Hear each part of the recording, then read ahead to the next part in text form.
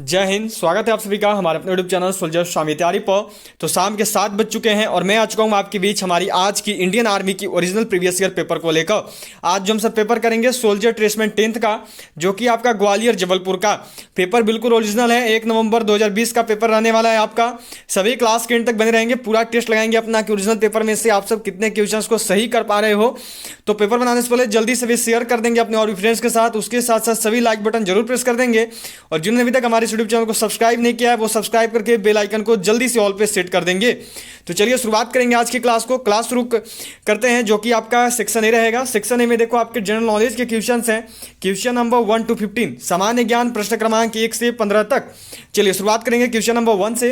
Question number 1 है देखो आपका, who was the first president of India? Bharat के प्रथम राष्ट्रपति कौन थे? वीवी गिरी, डॉक्टर राजेंद्र प्रसाद, डॉक्टर जाकिर हुसैन या फिर डॉक्टर राधाकृष्णन। लगभग सभी को पता है आंसर क्या होगा। तो भारत के जो प्रथम राष्ट्रपति हैं वो कौन थे? तो वो थे डॉक्टर राजेंद्र प्रसाद। क्या हो गया राइट आंसर? तो ऑप्शन बी। क्लियर हो गया। चलिए अगले सवाल को करेंगे। अगला सवाल यहाँ पे आपको दिया हुआ है देखो कि what is the minimum age requirement to contest for Lok Sabha election? Lok Sabha चुनाव लड़ने की न्यूनतम आयु कितनी होती है? 28 वर्ष, 30 वर्ष, 35 वर्ष या फिर 25 वर्ष? जो लोकसभा चुनाव है उसको लड़ने की न्यूनतम आयु कितनी होती है? क्या होगा आंसर बताइए जल्दी से और कीजिए यहाँ पे कि जो लोकसभा चुनाव है उसको लड़ने की न्यूनतम आयु कितनी है? तो ये है देखो 25 वर्ष। क्या हो गया राइट आंसर? तो ऑप्शन डी 25 वर्ष। ठीक है। चलिए अगले सवाल को करेंगे। अगला सवाल जो है ये देखो आपको यहाँ पे दिया हुआ है। क्वेश्चन है आपका कि who has written India's national song Vande Mataram? Bharat का राष्ट्रीय गीत वंदे मातरम के लेखक कौन है? प्रेमचंद, शरद चंद्र, बंकिम चंद्र चट्टोपाध्याय या फिर रविंद्रनाथ टैगोर? देखो आप सब में से बहुत बच्चे ऐसे होते हैं जिनके मैसेजेस आते हैं, जिनके कॉल आते हैं और पूछते हो कि ट्रेड्समैन का लेवल क्या होता है एग्जाम का, जीडी का लेवल क्या होता है एग्जाम का। तो देखिए किसी भी एग्जाम के लेवल को जानने का जो सबसे अच्छा तरीका है वो है उस एग्जाम का प्रीवियस ईयर क्वेश्चन पेपर। तो आपसे प्रीवियस ईयर क्वेश्चन पेपर बनाइए, आपको खुद आइडिया हो जाएगा कि कैसा क्वेश्चन आता है। तो बनाओ ओरिजिनल पेपर। और देखो मैं तो रोज लेके शाम 7 बजे जा ही रहा हूँ। उसके साथ साथ ऑलरेडी प्लेलिस्ट बना दी गई है, चाहे आप ट्रेड्समैन की पेपर की बात करो, चाहे आप जीडी के ओरिजिनल पेपर की बात करो, चाहे टेक्निकल की या फिर नर्सिंग असिस्टेंट की, इन सभी की प्लेलिस्ट ऑलरेडी बना दी गई। करीब करीब 5 साल की प्रीवियस ईयर पेपर्स करवा दी गई हैं। तो आपसे प्लेलिस्ट में जाकर इन सभी के पेपर्स को देख सकते हो। ठीक है। तो चलिए इसका आंसर कीजिए क्या होगा। भारत का जो राष्ट्रीय गीत है उसके वंदे मातरम, उसके लेखक कौन है? तो उसके लेखक है देखो बंकिम चंद्र चट्टोपाध्याय। क्या हो गया राइट आंसर? तो ऑप्शन सी हो गया सभी का। चलिए नेक्स्ट क्वेश्चन करेंगे। अगला सवाल है आपका यहाँ पे देखो कि Viswanathan Anand is associated with? Viswanathan Anand खेल से संबंधित हैं। इसके आंसर याद रखिएगा बंकिम चंद्र चट्टोपाध्याय या फिर इसी को जो है बंकिम चंद्र चटर्जी भी बोलते हैं। इन्हीं को ध्यान में रखेंगे, दोनों कंफ्यूज मत होना, नहीं तो हो जाते हैं कि चटर्जी हैं या चट्टोपाध्याय हैं। ठीक है। तो चटर्जी बोलते हैं या फिर चट्टोपाध्याय भी।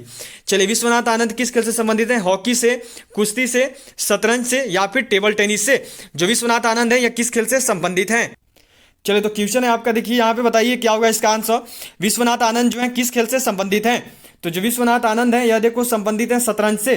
क्या हो गया राइट आंसर? तो ऑप्शन सी शतरंज हो गया सभी का। चलिए अगले सवाल को देखेंगे। अगला सवाल यहाँ पे आपका देखो कि which country is the most populated country in the world? विश्व में सबसे अधिक जनसंख्या वाला देश कौन सा है? चीन, रूस, अमेरिका या फिर भारत? बताना है कि निम्नलिखित में से सबसे अधिक जनसंख्या वाला देश कौन सा है। चलिए आंसर की जरूर बताइए क्या होगा। तो देखिए विश्व में जो सबसे अधिक जनसंख्या वाला देश है वो कौन है? तो वो है चाइना। क्या हो गया राइट आंसर? तो ऑप्शन ए चाइना। ठीक है। अच्छा एक चीज यहाँ पे याद रखिएगा क्योंकि विश्वनाथ आनंद किससे संबंधित हो गया? तो ये संबंधित हो गया शतरंज से, चेस से। ठीक है। लेकिन पूछा जाता है कि शतरंज की खोज किस देश ने की? तो वह देश है हमारा इंडिया। सबको ध्यान में रखेंगे, शतरंज और कबड्डी की खोज का श्रेय जो है भारत को दिया जाता है। तो सभी ध्यान में रखिएगा। पूछा जाता है कि शतरंज की खोज किस देश में हुई थी? तो वो भारत में हुई थी। ठीक है। चलिए विश्व में सबसे अधिक जनसंख्या कहाँ पे है? तो चीन में है।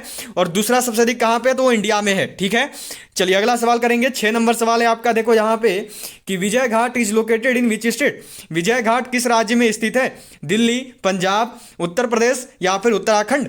जो विजय घाट है यह किस राज्य में स्थित है? जो विजय घाट है यह कहाँ पे स्थित है? चलिए जल्दी से आंसर करेंगे और सभी लोग बताएंगे क्या होगा यहाँ पे। विजय घाट जो है कहाँ पे स्थित है? सबसे पहले देखिए विजय घाट क्या है ये जान लीजिए। तो विजय घाट जो है यह देखो क्या है? तो यह समाधि स्थल है। विजय घाट क्या है? तो जो विजय घाट है यह एक समाधि स्थल है, सब कोई ध्यान में रखेंगे, ठीक है। अच्छा, किसका समाधि स्थल है यह भी पूछा जाता है। तो यह जो समाधि स्थल है, यह देखो समाधि का स्थल है हमारे पूर्व प्रधानमंत्री लाल बहादुर शास्त्री जी का। सब कोई नोट कर लेना, पूछा जाता है कि लाल बहादुर शास्त्री जी का समाधि स्थल का क्या नाम है? तो विजय घाट। या फिर विजय घाट किसका समाधि स्थल है? तो लाल बहादुर शास्त्री जी का है, सब कोई ध्यान में रखेंगे, ठीक है। चलिए, अब पूछा गया है कि विजय घाट कहाँ है, किस राज्य में है? तो यह देखो आपका स्थित है नई दिल्ली में। क्या हो गया राइट आंसर? तो ऑप्शन ए नई दिल्ली हो गया सभी का। चलिए अगले सवाल को करेंगे। अगला सवाल जो है देखो यहाँ पे 7 नंबर सवाल आपका किया गया है आपसे। यह देखो है यहाँ पे आपका कि 1971 war for liberation of Bangladesh was fought between which all countries. 1971 में बांग्लादेश की आज़ादी के लिए कौन से देशों के मध्य युद्ध हुआ?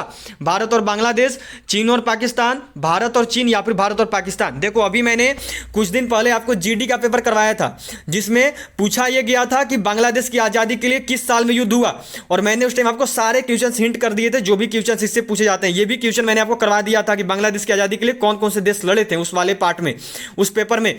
तो ध्यान में रखिएगा, बांग्लादेश की आजादी के लिए जो है कौन कौन से देश लड़े थे? तो भारत और पाकिस्तान लड़े थे। बहुत ही इंपॉर्टेंट है, इससे बहुत सारे क्वेश्चंस आते हैं। कब युद्ध हुआ था? 1971 में हुआ था। इसी युद्ध को याद रखना मुक्ति संग्राम भी बोलते हैं, मैंने ऑलरेडी सब पढ़ा दिया है आपको। मुक्ति संग्राम भी बोला जाता है इसी युद्ध को, ठीक है। और एक बात कि विजयी कौन हुआ था? तो भारत हमारा विजयी हुआ था, जिसके बाद बांग्लादेश बनाया गया था। इसी युद्ध को लोंगेवाला का युद्ध भी बोलते हैं। तो ये सारे पॉइंट्स आपको क्लियर रखने होंगे, क्योंकि ये पॉइंट से क्वेश्चन बहुत निकल के आते हैं। चलिए अगले सवाल को करेंगे। 8 नंबर सवाल है आपका। देखो यहाँ पे यह क्वेश्चन है कि who was the first man to set foot on the moon? Choose correct answer. चांद पर पहली बार जाने वाले व्यक्ति कौन थे? सही विकल्प चुनिए। कोलंबस, एडविन आल्ड्रिन, या फिर नील आर्मस्ट्रॉन्ग, या फिर माइकल कॉलिंस। निम्नलिखित में से चांद पर जाने वाले पहले व्यक्ति कौन थे? क्या होगा राइट आंसर? ये जो है आप सबको यहाँ पे बताना है। तो देखो, चांद पर जाने वाले जो प्रथम व्यक्ति हैं वो कौन है? तो वो है नील आर्मस्ट्रॉन्ग। क्या होता है राइट आंसर? तो ऑप्शन सी नील आर्मस्ट्रॉन्ग। पूछा यह जाता है कि चांद पर पहली बार व्यक्ति किस देश ने भेजा? तो वह देश था यूएसए, ठीक है। याद रखेंगे सबको, किस देश ने भेजा था चांद पर व्यक्ति प्रथम बार? तो वो है यूएसए, ठीक है। चलिए अगले सवाल को करेंगे। अगला सवाल है आपका, देखो 9 नंबर यहाँ पे यह दिया गया है आपको कि the Rath Yatra at Puri is celebrated in honour of which Hindu deity.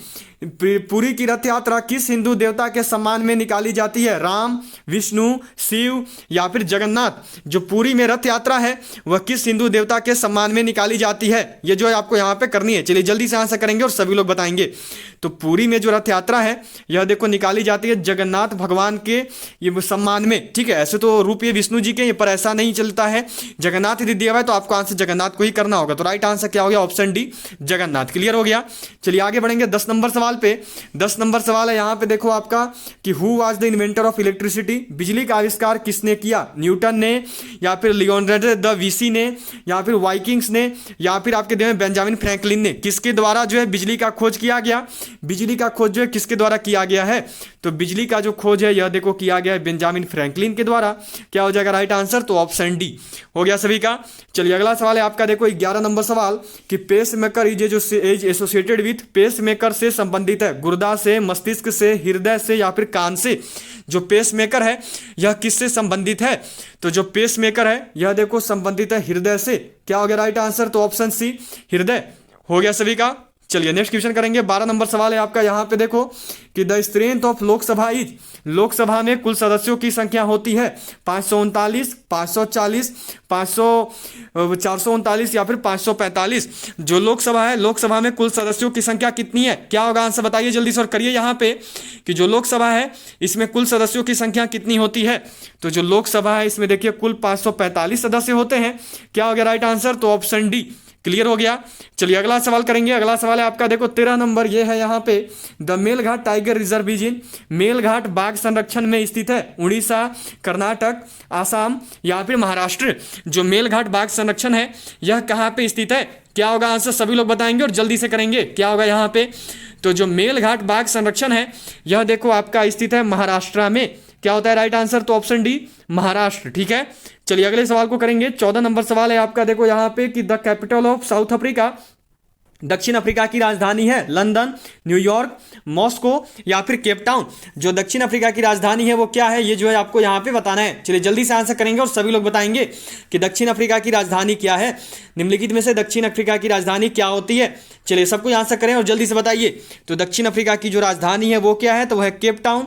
क्या हो जाएगा राइट आंसर? तो option D Cape Town. Clear हो गया। चलिए अगले सवाल पे बढ़ेंगे, 15 नंबर सवाल, और जो कि आपका जीके का लास्ट क्वेश्चन है। Who is the first Indian in space? अंतरिक्ष में पहला भारतीय कौन था? राकेश शर्मा, रवीश मल्होत्रा, विक्रम आबालाल या फिर नागपति भट्ट। अंतरिक्ष में जाने वाले प्रथम भारतीय कौन थे? चलिए आंसर करें और जल्दी से बताइए क्या होगा राइट आंसर। अंतरिक्ष में जाने वाले पहले भारतीय कौन थे? तो वह भारतीय जो अंतरिक्ष में पहली बार गए थे वह है राकेश शर्मा। क्या होता है राइट आंसर? तो option A Rakesh Sharma. Clear हो गया। चलिए 15 क्वेश्चन जीके के हो चुके हैं। आगे बढ़ेंगे जीएस में। ये देखो रीजनिंग के क्वेश्चंस हैं, आप सब देख लो, बनवा नहीं पाऊंगा पर आप सब बाद में बना लेना। क्लास एंड होने के बाद पीछे इसको रिवाइंड करके आप सब बाद में बना सकते हो। आप सबको क्वेश्चन इजीली दिखाते हुए आगे बढ़ो ताकि आप सब अच्छे से कर लेना। इस पर देखो आपको समझ में नहीं आएगा इसलिए बनवाना मुश्किल होता है इस पेज पे, नहीं तो मैं करवा देता रीजनिंग के क्वेश्चंस को, पर आप सब देख लो, बाद में आप सब कर सकते हो ईजी आसानी से।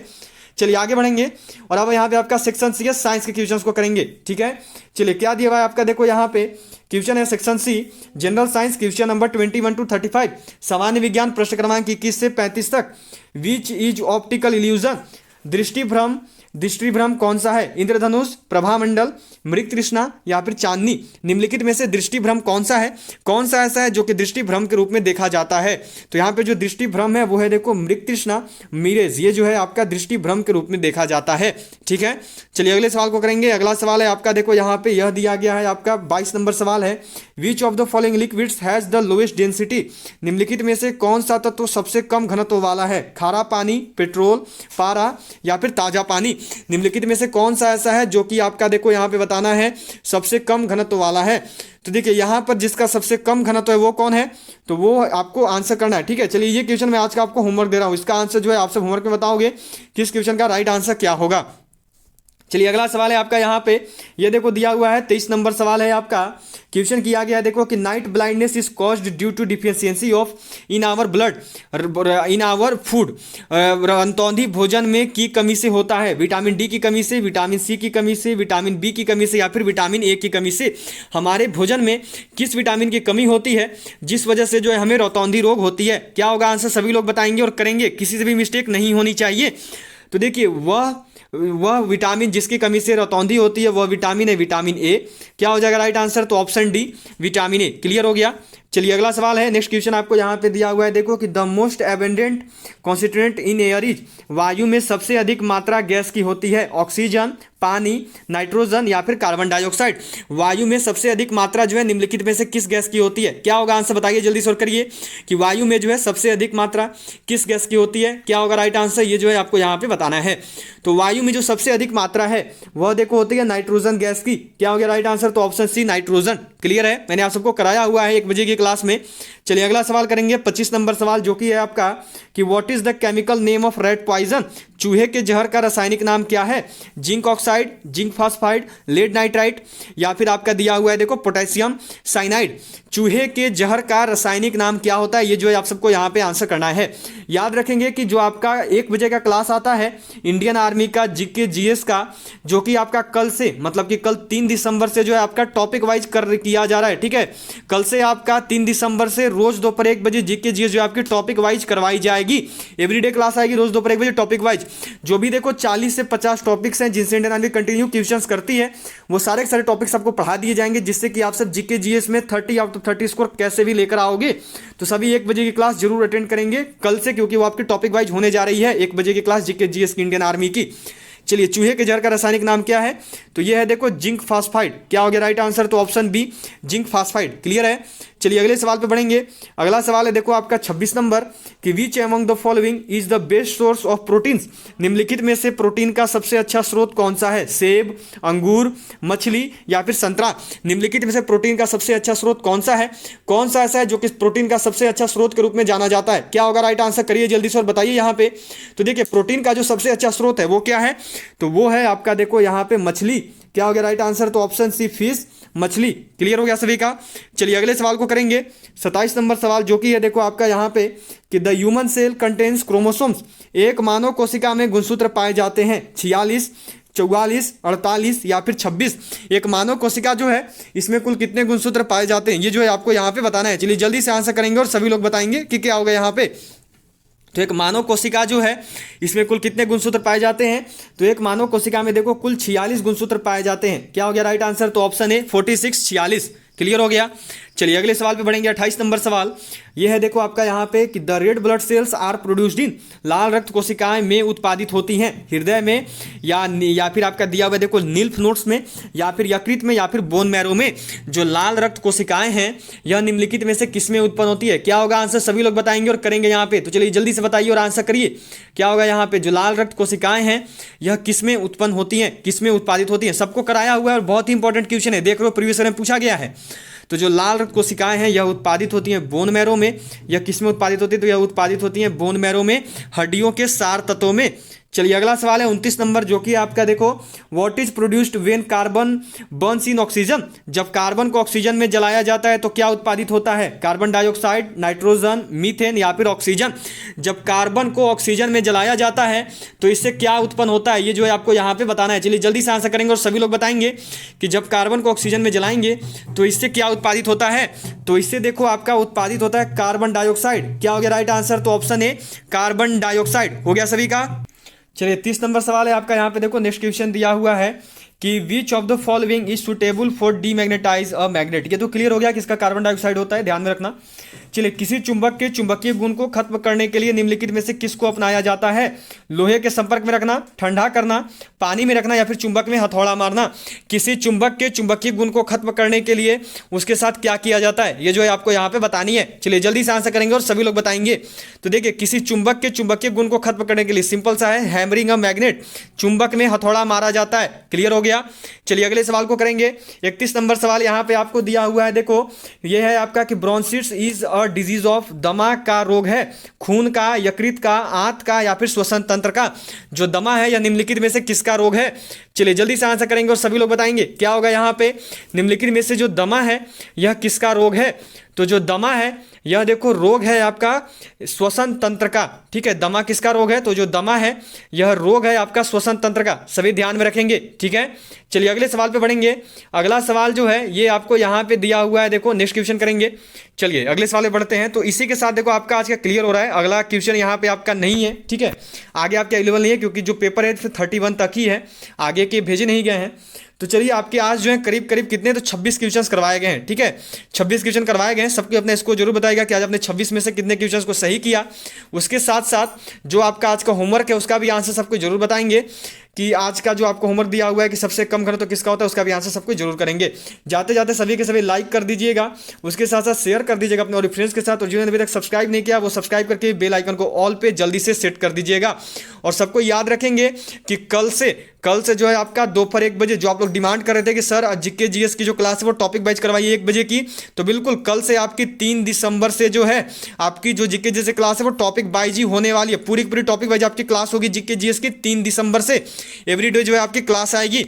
पूरा कोशिश रहेगा जिससे आप 30 आउट ऑफ 30 टच कर पाओगे। वो सारे के सारे टॉपिक्स आपको करवा दिए जाएंगे जीके जीएस के, जो भी इंडियन आर्मी करती है, चाहे ट्रेड्समैन का हो, चाहे जीडी का हो, चाहे नर्सिंग असिस्टेंट का हो, चाहे क्लर्क का हो, चाहे टेक्निकल का हो, सभी का क्लियर हो जाएगा, ठीक है। तो चलिए सबको ही कल मिलेंगे दोपहर 1 बजे। मिलते हैं आपसे दोपहर 1 बजे, तब तक के लिए ऑल ऑफ यू बाय। और मिलेंगे आपसे सीधा कल दोपहर 1 बजे। सबको को गुड नाइट, स्वीट ड्रीम्स। मिलते हैं आपसे सीधा कल दोपहर 1 बजे। जय हिंद, जय Bharat, have a good night. मिलूंगा आपसे सीधा कल दोपहर 1 बजे। जय हिंद एंड जय भारत।